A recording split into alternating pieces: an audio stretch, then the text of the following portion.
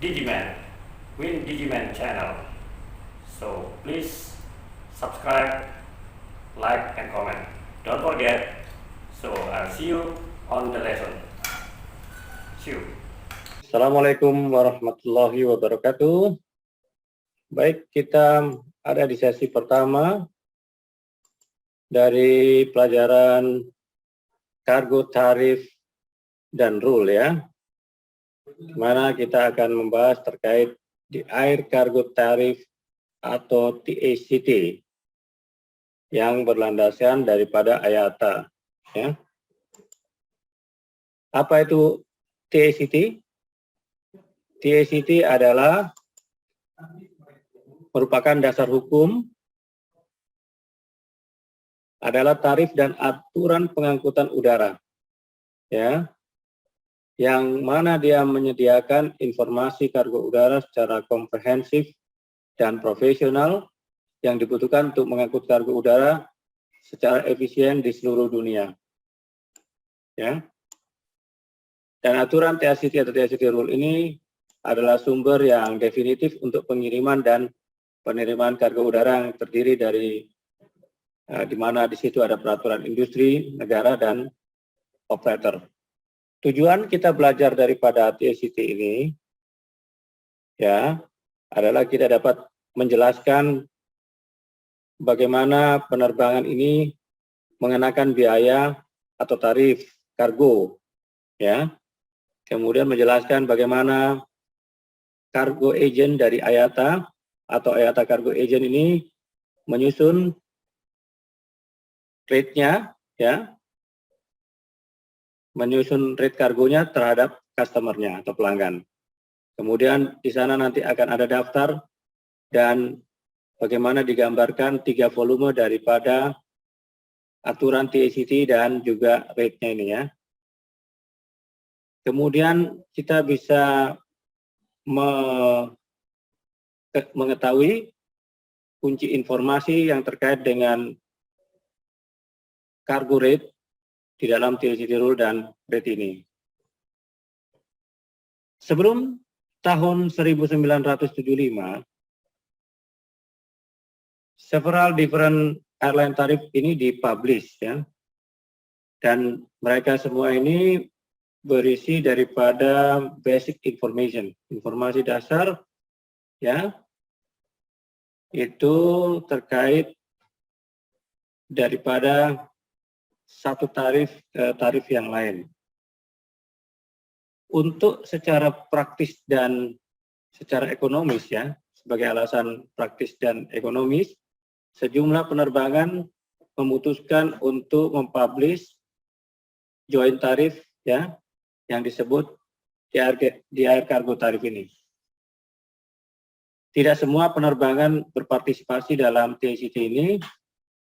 Penerbangan ini bisa saja mempublish atau mempost-nya dalam website milik mereka sendiri ya. Kunci yang kita akan pelajari dalam tarif ini adalah joint tarif ini dipublish by several carriers.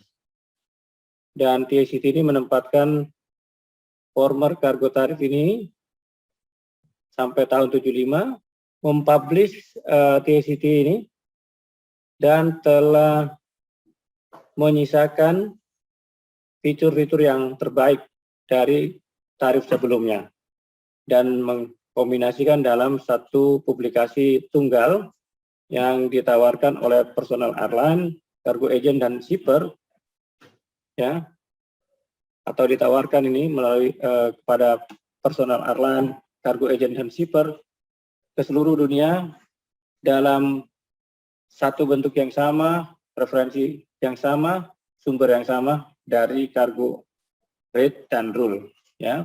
Penerbangan yang berpartisipasi seperti kita lihat di tabel 10.10 ini cukup banyak.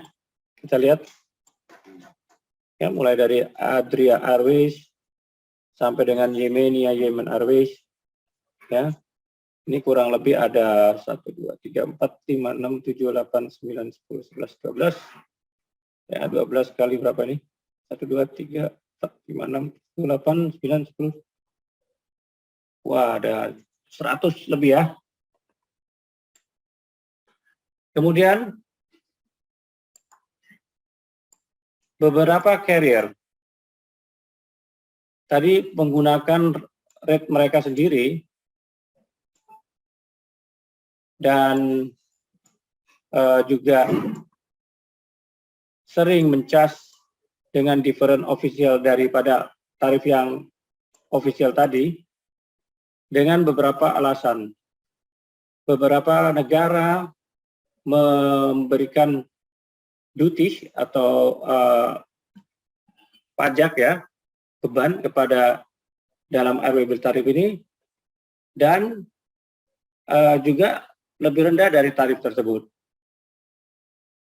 Karena pajak yang rendah ini, maka agen harus membayarnya. Kemudian karena adanya permintaan dan supply yang lebih besar dan juga demand yang lebih besar, kompetisi antar penerbangan pun semakin tumbuh, sehingga itu telah mengakibatkan beberapa perbedaan dalam harga ya di antara mereka.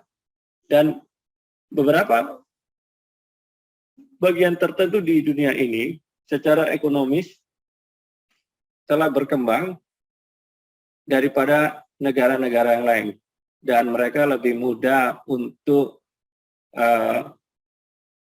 mencapai biaya yang lebih rendah. Kemudian bandara yang lebih besar menyediakan pergudangan yang lebih baik dan juga fasilitas pelayanan yang lebih baik, yang artinya mereka lebih sering dikunjungi dan juga mereka bandara yang lebih besar itu lebih sering dikunjungi daripada yang kecil, dan itu mengakibatkan daripada biaya yang rendah. Kemudian klien yang penting dengan banyak shipment atau barang kiriman bisa meminta maksudnya meminta biaya yang lebih rendah atau lebih murah. Dalam tahun belakangan ini, beberapa penerbangan melihat untuk dapat melakukan sebuah joint publication ya, publikasi gabungan daripada biaya itu seperti TACT rate. Ini juga mengakibatkan kontra-veiling terhadap Amerika dan European Antitrust Law ya.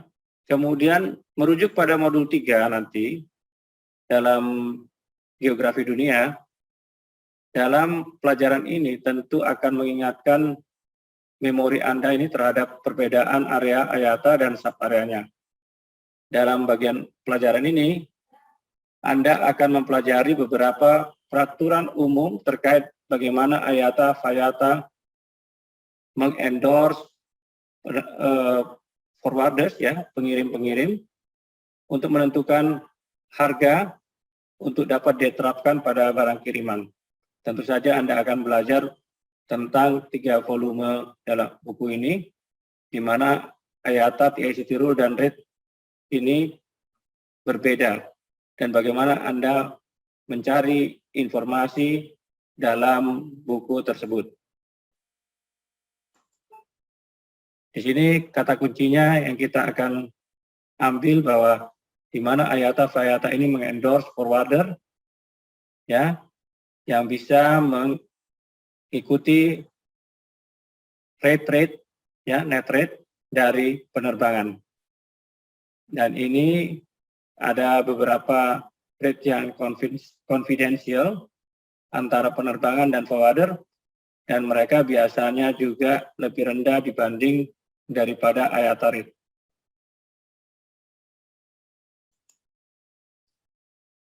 Bagaimana IATA dan FIATA mengendorse freight forwarder atau forwarder ya?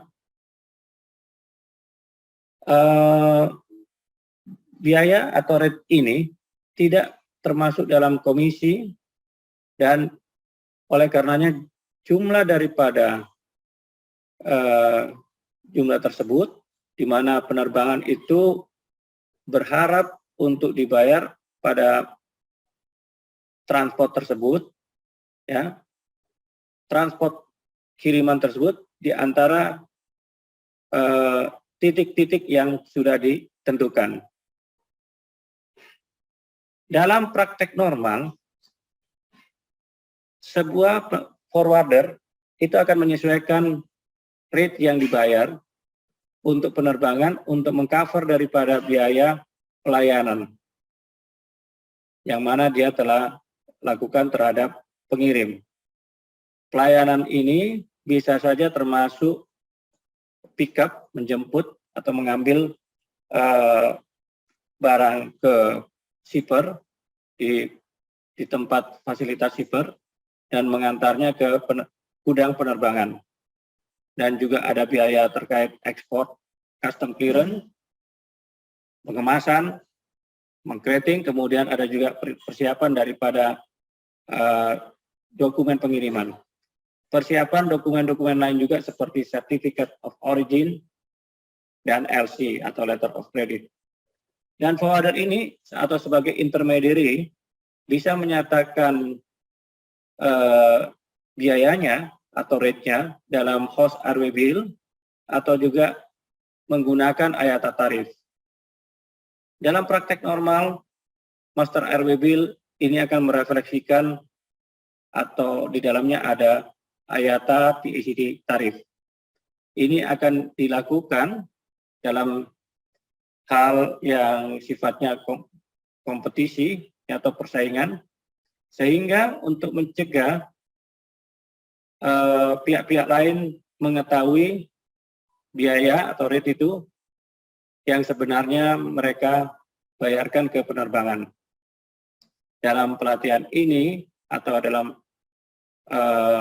pelajaran ini, kargo tarif udara yang dipublish ini, ya, yang diterapkan adalah suatu yang official dan beberapa negara mensyaratkan bahwa tarif ini dipublish dan akan tertulis dalam airway bill.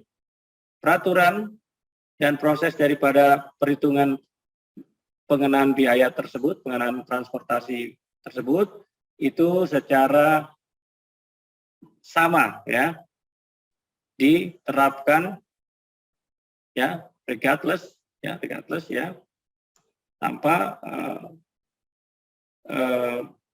memperhatikan daripada tarif atau lembaran rate yang digunakan. Kuncinya di sini, kata kuncinya bahwa TACT juga ini dibagi menjadi 3 volume untuk kemudahan, di mana yang pertama adalah rule, kemudian buku kedua Rate North America Issue, dan TACT Rate yang kedua adalah Rate Worldwide Issue, jadi untuk seluruh dunia. Nah, ini ada bukunya, bentuk bukunya kita lihat. Ya, TACT Rate Book, North American Rate, Rate Book Worldwide, dan ini yang Rule.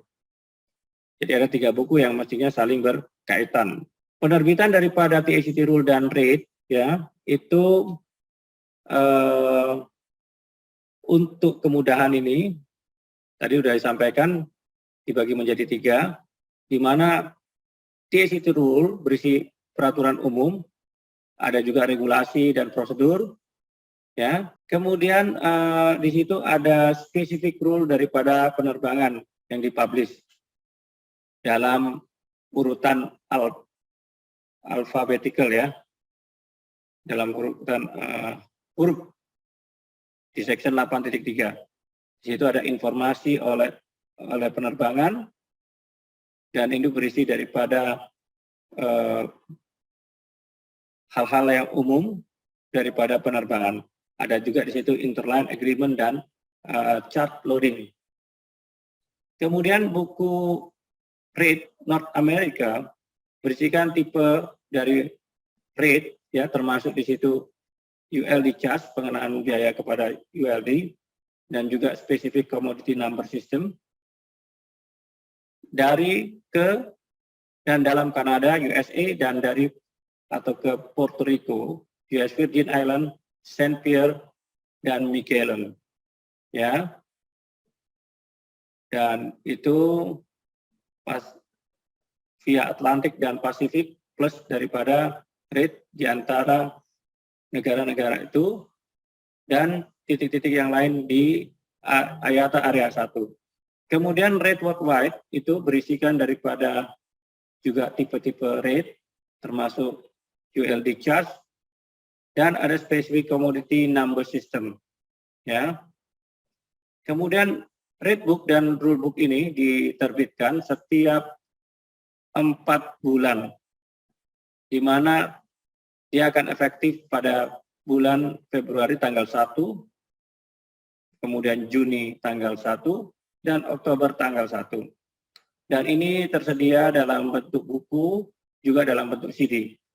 TCT online juga yang berdasarkan web base ini akan diupdate bulanan.